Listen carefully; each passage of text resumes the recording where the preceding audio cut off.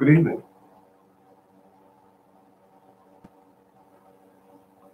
Good evening. This is the Morning Gardener, and I've been out today taking some photos of, different gardening stores around town, and I'm going to be sharing them with you. I have one up already up where I did make a purchase today of a kiwi plant called hardy kiwi. I already have one that's called the Isaiah kiwi, and then I also have the hardy kiwi as well. So that being said, um, it's a wonderful thing.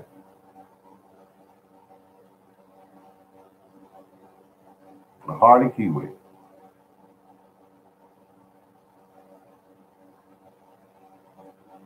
Sitting in the box, still, in the box. So what happened was I got it today, and I said I'm gonna get a bargain on this. So what I did, I looked through all. It is very difficult, first of all, to get a bargain on anything during the height of the gardening season. They do not have any flexibility whatsoever. They don't have to. Now, if you approach them correctly, you'll get a better bargain. Number one, speak to a manager of the gardening department. Don't speak to the lady or the guy at the register. They have no authority to do anything for you. Two, pick out a plant that is not perfect. I had one that had some dieback on it due to the fact that it's been sitting in there since a couple of days after Christmas when they first brought it in there. So it's been months without water. What's up, brother? It's been sitting there months without water. So what I did is I said, let me go ahead and look through these kiwi plants. And I looked at them and I read some of the information on the boxes. I didn't read all of it, I'll be honest with you. And what happened was I found one that suited my taste. So I left a dead piece of plant on it because we sit there, like I said, without water for a few months. And took it to the manager and said, listen, I'm willing to take this off your hand. It has some dieback. I kept pointing that out. It has some dieback, so it's not really worth $10 anymore. Hello. Good morning, good evening. Depends on where you are. And once I did that, she said, I can give it to you for $6. Now I could have bartered with her and tried to get it lower, but I said $6, I'll take it. Got it to the trunk of the car. The video will show that once you get a chance to see it. And I watered it with water from one of those, bottled waters. I don't want to use water that has chlorine in it. Not when I just got it. It's going through some shock. It hasn't been watered in months. So I just simply watered it with the bottled water. Filled it up to the point where the bag kind of started leaking, and then I said, okay, it's water. Then I put it outside, still in the bag. It's got plenty of sun today. The cool nights tonight is not going to really bother it because, after all, it's a hardy kiwi. Yeah, it's a hardy kiwi. So what I did, I just enjoyed it. Now, I'll read all the information on it. I know it's kind of backwards, but I'll read all the information on it. I know that it gives kiwis in the late summer and then fall. So that's fine with me. So I'm happy. I'm happy. I got that. Another, I got a partner for my other kiwi plant. In other words, I got a partner, and I still think, just my opinion, I might be kind of biased, but my Isaiah kiwi just looks better. It's got a beautiful shaped leaf. It produces a great looking blossom. This one here, like I said, it's in the early stages. The plant might have tops on them that tall. That's it. It's got two of them. So I said, okay, grow this out. Take your time, because you know how they grow. They take a while, and once they get started, then they start acting crazy, and they grow. You have to prune them all during the summer. You have to prune them all during the summer. Good evening, all. Good evening. And so that's what I do. Is that I found a bargain, and then I also did a video on. It's a truck company called it's a nursery called Barney's, and Barney's I didn't know until I saw the truck at Lowe's today. They service Lowe's, Home Depot. They serve also Walmart, and so they were bringing plants in as well as removing plants that were dying. But here's something I found out, which was interesting to me. The professionals lose plants, just like we lose plants. We start them out in the spring, and you got, like, say you got a squash plant that's going strong, it looks good. You come back in one day and it's tilted over. You come back in one day, the tomatoes are tilted over, and you wonder what's going on. Well, it's these plants are very, very temperamental as far as temperature, as far as what type of nourishment you give them. If you give them too much, or not giving them enough. So these plants take some practice before you get the hang of it. You might have one year you started out and the plants did extremely well, no matter what you did to them. Next year you do that same program and they don't do very well. It takes time. Good morning. Good morning. I mean, good evening, rather. Food, forest, permaculture. And also, we were just talking about the buy I had today and watching the truck come and pull plants. They pulled some of the most perfect plants off of those trucks. Perfect. But I know what's behind that. What's behind that is those plants are grown in such a way that if you do not meet the expectations of those plants, they're not going to do well. And that's why it pays to hold on to the receipt, because they will die on you. Hold on to the cup. And, it's nice to get a good plant. Yeah, it's nice to get good plants, but I guess the best ones, in my opinion, are ones you grow yourself, because the way they feed those plants at those nurseries, just to get them up, get them big and strong, when they come out of there, you go home and you try to feed them that organic plant food instead of that steroid stuff they give it, them plants don't do too well sometimes. Oh, thank you. Lead farmer. Yeah, you'll think you're doing everything right. You follow those on the label and everything, and it's like a 50-50 when you buy those plants. But I just like to grow my own. And see, they go further back than that. After all, a lot of these companies design the seeds that you're growing. They design those suckers. They say, do this and this and this and this, and we'll get this kind of outcome. Let's see. Good evening. Garden City Food Forest. I watched your videos yesterday and the day before that. Very good job. And I gotta say, thank you for the shout out in the video. Thank you very much. I did not expect that. I did not expect that, because I never get shout outs in videos, except for the one you did. And it was a gentleman, they call him, I can never remember his name that well, but he was showing people how to grow watermelons, and they called him the Garden Rebel. Garden Rebel mentioned me in his video, so that was pretty nice. That's pretty cool. And also I got one shout out from Lid Farmer 73. I remember he was telling me, hey, you got to relax, brother. He said, I was upset about something dealing with a garden store or something to that effect. I think it was a garden store. But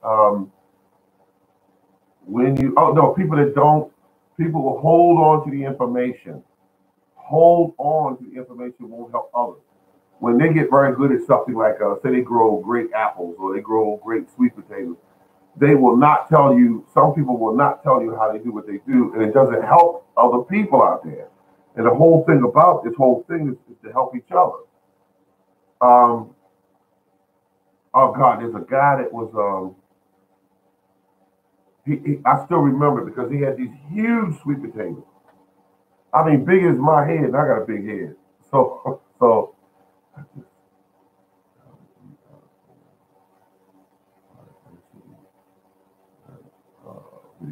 oh, I didn't know that. I wish you would send that to me, but because I haven't seen that video.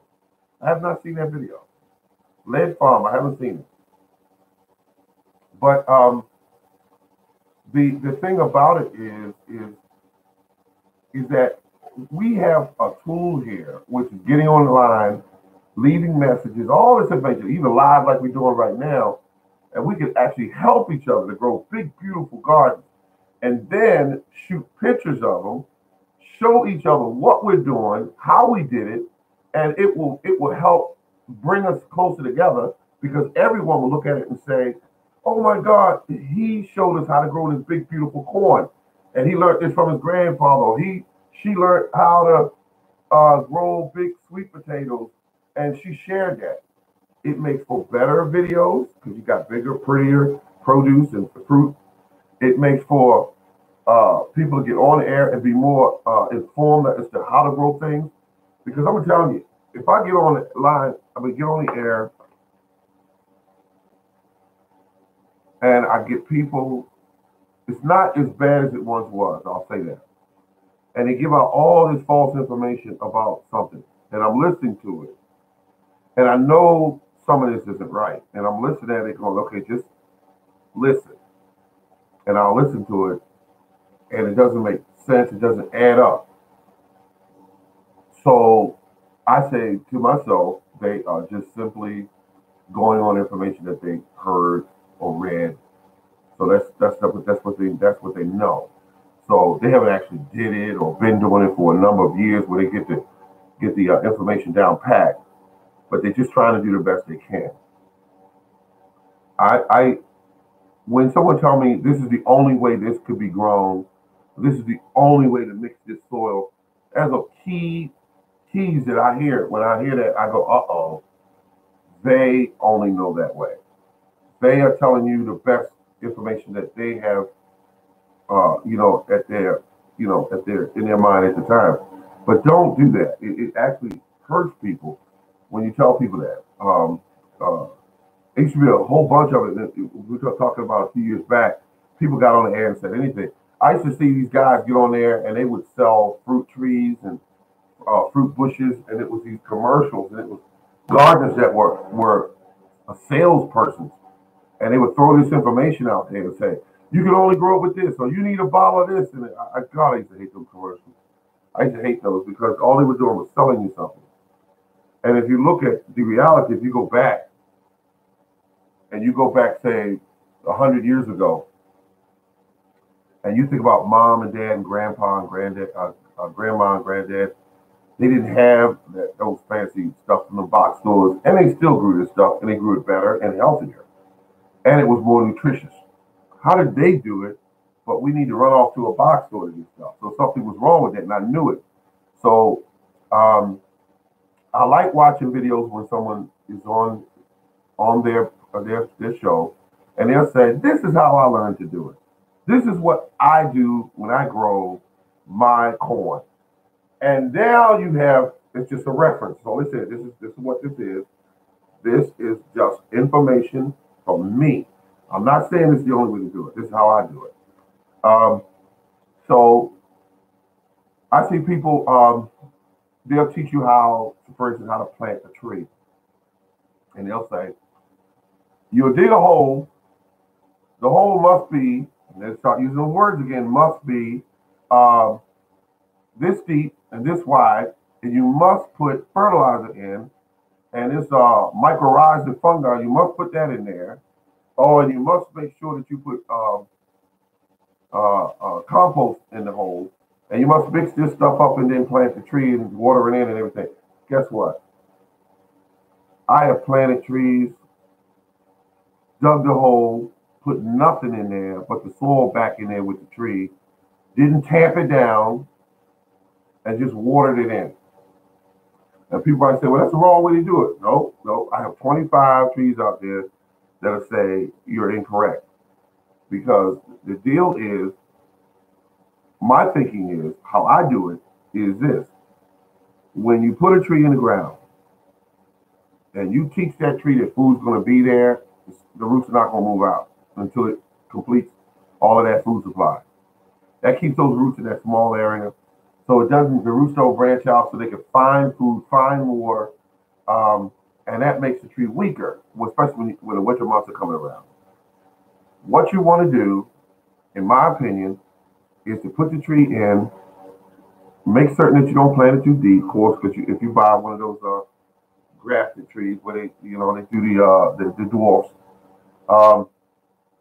if you're using those, you want to keep it above the ground, not real close, because it will connect to the ground, and next thing you know, you got the standard tree growing straight up, and the other root has been the tree got rid of it.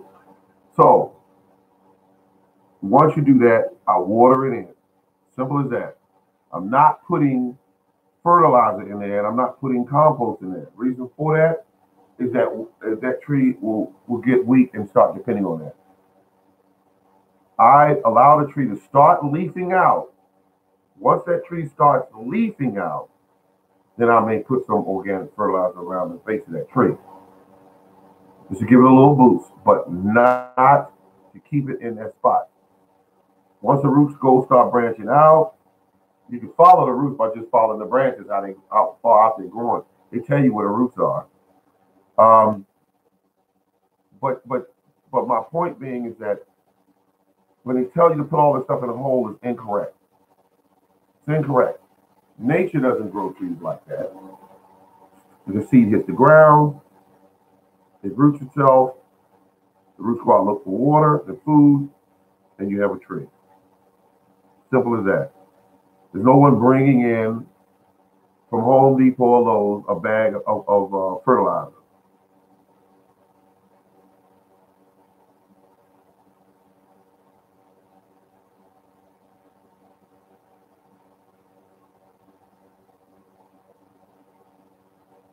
The old school way of doing things, the best way. Old school way.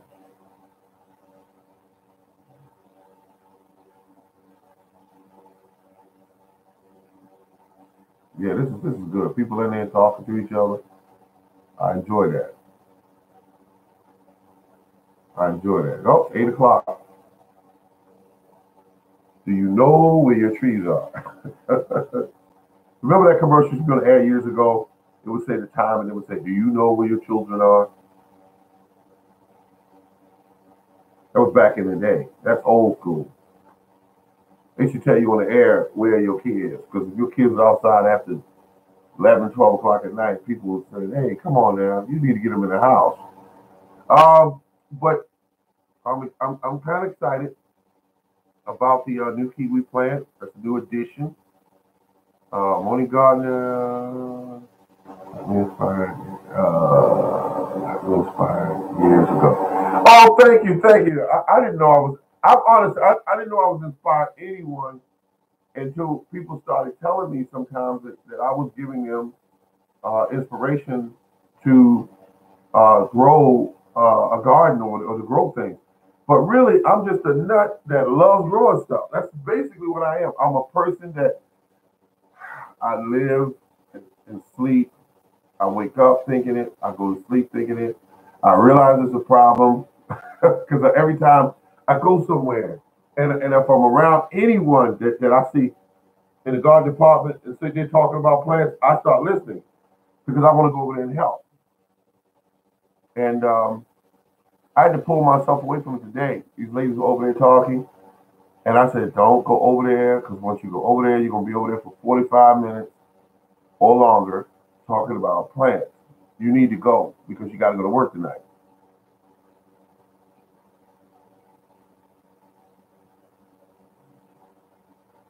Yes, it was. Early 70s, I remember. Do you know where your children are?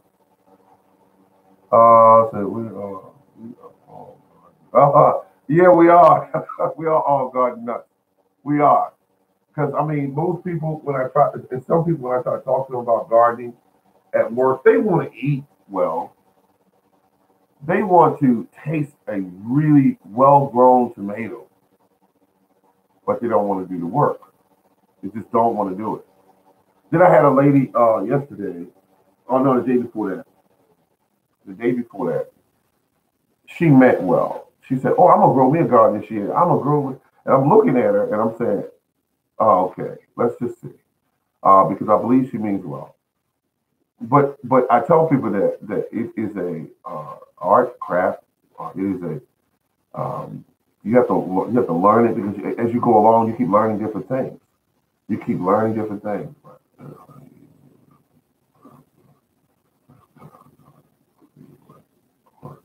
Yes, absolutely.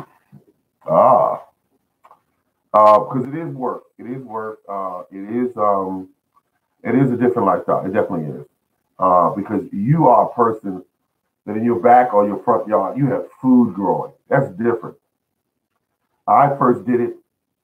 I moved here 19 years ago, and I started a small garden that was 4 feet by 8 feet. And I bought. I remember what I bought. I bought cucumbers. I bought tomatoes and a couple other things. And I grew these cucumbers. And you got to remember the soil was here. Nobody touched it for years. It had all this matting of leaves and stuff around. It's been falling for many years. Um, and I cut the grass and cleaned everything up and created this spot, where I saw the sun was more prevalent. And uh, once I started growing things, I got hooked because I looked at the size of the cucumbers and the beautiful, dark, rich uh, color of the tomatoes and how well they were doing. I said, "Oh my God!" That's the first thing I said. "Oh my God, that's food." And I started thinking about how much does food cost a year. I said, "Wait a minute, we spend about $1,600 a year on food." I said, "Uh huh," and most of it's trash, and most of it is waste because you waste a lot of food, stuff that goes bad, stuff you bought that wasn't right. You know the whole thing. And God knows all that processed food. They said that you buy in boxes, you pop in the microwave. They said it'll kill you, and it'll take 10 years off of your life. So you keep buying that, and then you buy the other stuff, and then the ice creams that are full of hormones and all kind of gels and liquids that they put in it to make it taste good because they don't want to give you the real thing. I got tired of that. I really got tired of that. And something snapped one day when I went in the store. I was on the cell phone, and when I went in there, I was on the phone talking in line, which I don't like to do. But the lady said that'll be 315. I said, "Oh no, Liz, I just got the three apples." She said, "Yeah, yeah, 315." I said, "315? Oh, okay." And I was driving back towards work. I said, "Damn, I just paid $3.15 for three apples." Now keep in mind it was 19 years ago. And I said, "Wow, this is going to get worse. We're going to pay a lot more for food in the very near future." And they keep pulling it from all parts of the world. They don't have any idea. They don't really care who's growing it or how they're growing it. And our food supply, every once in a while we hear, man goes to the all you can eat some cantaloupe and dies. And you think, what the hell went wrong there? How do you go eat something at a restaurant and pay your money and then wind up dead? Um, and go to court, they give you a couple of dimes for the person, figure out how old they are and the educational level, what they basically are worth, and they say, "This is what we're gonna get a family," and case closed, and everything's done. So um, when I looked at that, I said, "Why can't I grow my own? Why can't I grow my own here?" And I started evaluating that. I wanted fruit trees, but at that time I did not know about dwarf trees. Didn't know anything about them until one day I was reading through a magazine and had these trees in there. They kept using this word called dwarf.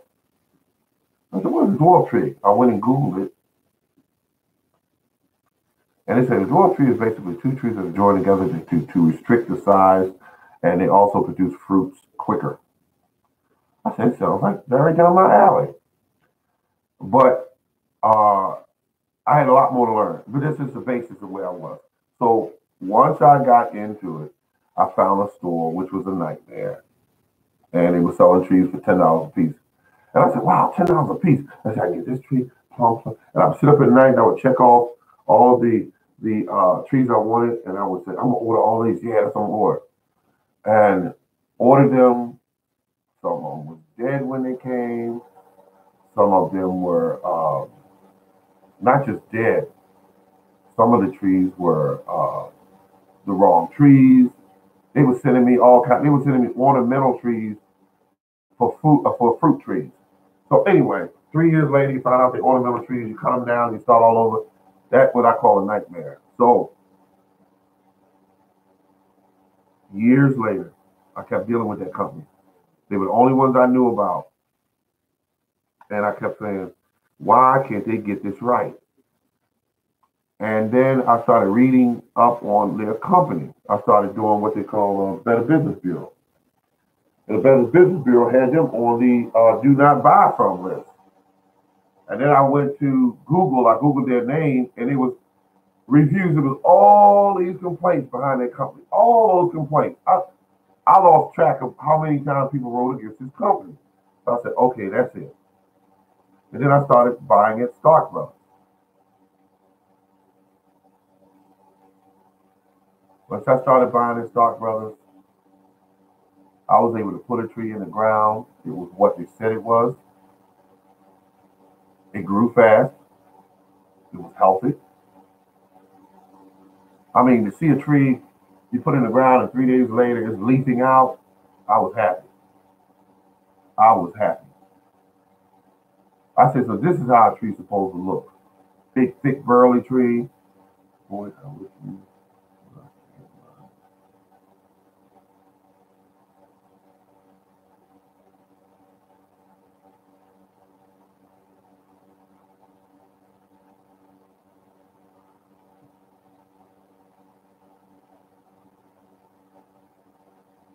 Yeah, it can be something buying trees.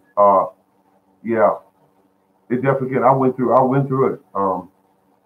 I spent hundreds of dollars on trees, and none of those trees are around now. None of them. They were unhealthy. They were growing weird. They were bent when you bought them and things like that. So they were the trees that most quality tree nurseries would disregard them. They would throw them away because they're not gonna sell you a tree that's not right because they need to keep their name alive so they can keep making money. But this company felt like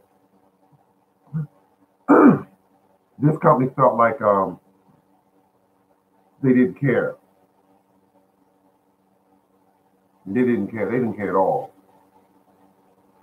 Now they're still out there.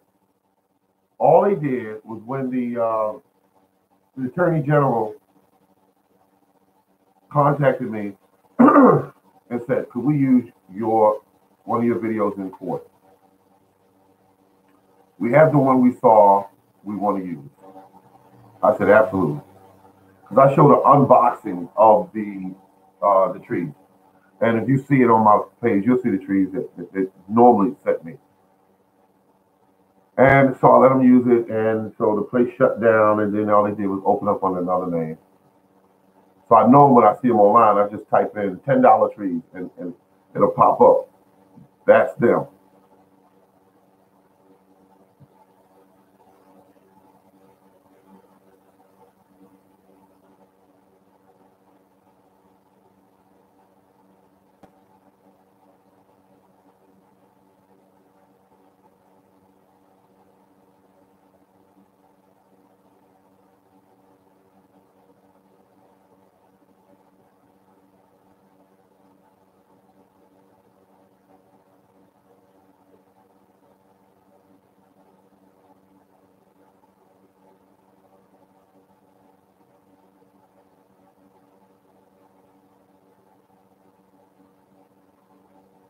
good night, I guess. Yeah. And I said,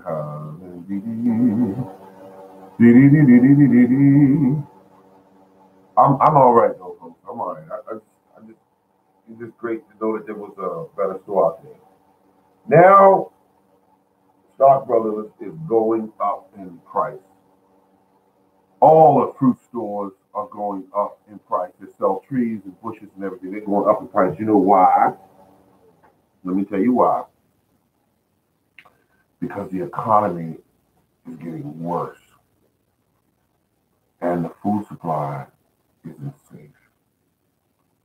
That means that people are getting it here to grow their own. And they see that by looking at numbers, and the numbers show the increase in people buying fruit trees. Because one time a person starting a garden was just a hobby. It was just a hobby. Now people are growing food. They're growing their medicines, and they're growing also food to eat. And they see this, and they realize we better tackle into it now. Now, what did they do? They increased also the cost of what you got to buy to feed those trees. All the organic fertilizers are marked up to the maximum that they know they can get for it right now. $15, $12 a bag. And let me tell you something about the stuff you buy. It's garbage. It actually is garbage from the industries such as farming and other industries. It's garbage. It's stuff they used to try to find ways to get rid of. But now they bag it up and they sell it for top dollar. So, that being said, what do? The answer is right there in your garden. It's already there. You have weeds growing everywhere, grass growing everywhere. You have fish markets throughout your city or town where you can get good fertilizer. Free. Free. And I'm talking that excellent stuff that makes your plants jump out of the ground. So it's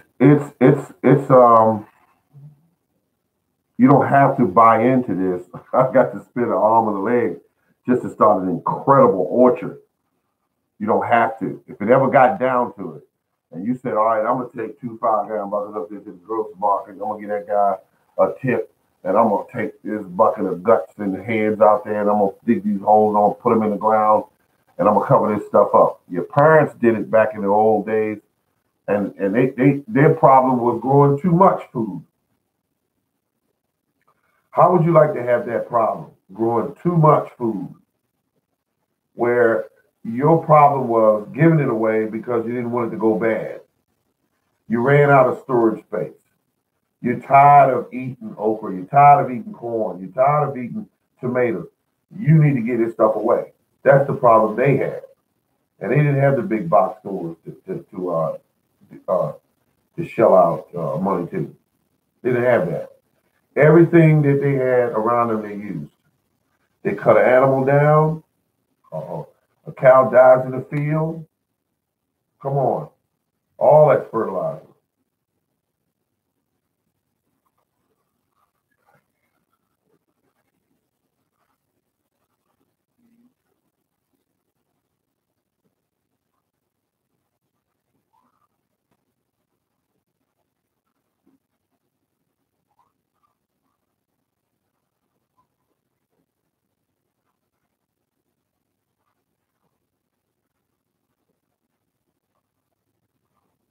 Oh my God. You still doing that's a great thing. Yeah. And when you get it down, I already know you know how to do it because you've been doing it for years. Um, the because look, I thought I was on to something. Nobody knew in the neighborhood where I live at. I got a big 32-gallon plastic trash can sitting outside. I don't do nothing but go out there and cut my grass. If people see me banging it up, they wonder what this nut doing. And I take it back there and fill it up about with the grass because it's about a quarter of the way, about a quarter. And then I also take and put some weeds in there because I got some weeds that grow like early part of the spring and they real soft weeds or whatever. And I just grab those. It doesn't matter. And I put those in there. Then I get the rain. Well, I have the rainwater system, so that helps me fill them up quicker. But the the flies get in it, they die, and these little look like flying insects. I don't know what they are, but all they doing when they fly into that liquid that you created, all they're doing is making it better because they're nothing but nitrogen. And so I used to leave the lid off of it some days, and then once the rain would fill it up, and then all of a sudden I would go out there, I would go and dip it out. But I made mistakes in the beginning. I didn't know what I was doing. I would My hands would hit that liquid, and when my hands would hit that liquid, my hand would itch all day, like a it was horrible. And so, um, I mean, my God, I'm thinking about that. My hands would hit that, so I don't do that anymore. Now I got the big rubber gloves that come up to here, not the heavy duty rubber gloves. I just bought them at Home Depot. I did blue, and I just stick them down and then get a scoop of it. I can pour it through. I can strain it through one of them little dollar store strainers if I want to. I put about a 1% in the what they call them a watering can, and I put the rest of it in there as rainwater and water the garden down at the base of the roots and everything. And the plant love it, love it. Fruit trees, you can make a stronger mix, but for the plants that you're growing, I mean, incredible. Free fertilizer, folks. And the great thing about it, you make 32 size, 30, 32 trash can size receptacle, whatever. That will last you all year because it's going to keep raining and it's going to keep making more and more and more fertilizer. And that's all it's going to do. That's how that works. I'm surprised you remember that. Oh my goodness, that's a long time ago. That's a long time ago. Wow.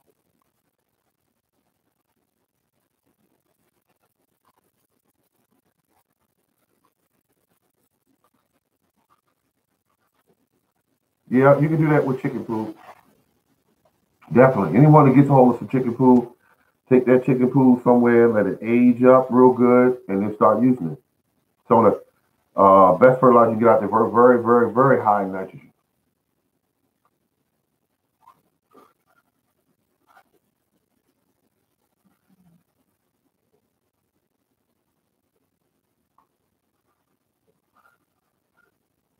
Oh, you're welcome. Anytime. Anytime. We're here to just share the information and help each other out. That's all. That's it. Well, getting down the time to get ready to head on out, folks. It's getting time to do the work thing. But I want to thank you all for tuning in. And remember, I will be putting up one or two videos today or tomorrow. You'll see them up there. I think one is up there already. With my plant, that's just basic, self-explanatory. Just I bought a plant. I just planted my fruit tree 2 days ago, and the fertilizer. Okay, okay, you did great. You put a tree in the ground. That's always a plus. What kind of tree was it? Should I fertilize them? No, don't fertilize them. No, no, don't fertilize them. Wait till they start leafing out. Once they start leafing out, then you can put a little fertilizer on. But don't put them in shock by just they're already going in the ground, brand new soil in your location, and then you're gonna put fertilizer on top of that. It's just it's like a double whammy. You want to just let them start. Once you see them start leafing out, then you say, okay, now I'm gonna fertilize.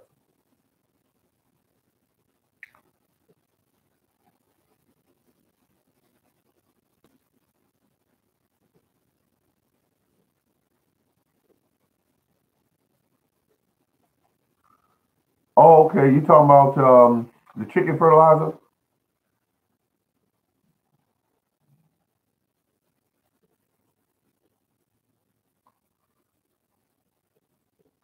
Okay, you grow Asian pears. Okay. Let's see. I just planted my fruit trees 2 days ago. What kind of word is it?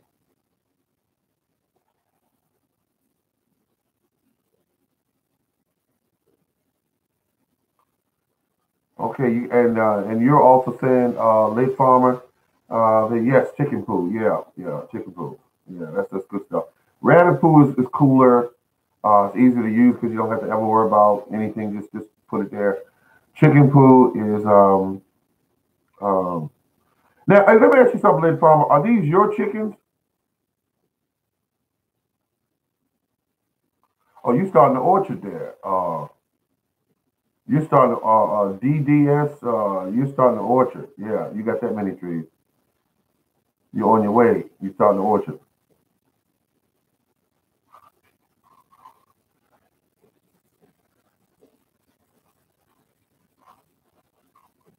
Okay, all right, yeah, you could get away with that with the trees because you're talking about a larger plant. Um, I have 7 birds now. Oh, that's right. I remember the video now. What am I saying? Are you getting these birds? How many of you? I'm gonna put it this way: have your birds and you bought them to eat.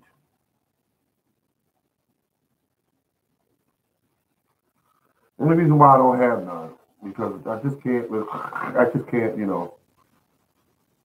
Let's see. Of course. Okay. Of course, he's eating here. No question about it. Now, are you going to be the one kill him or because if I don't eat, okay, let's see. I'm vegetarian. Okay, you're vegetarian. Okay, because if I had chickens, they would be some old chickens because I would never kill them because I've seen videos on them. Them suckers get like pets.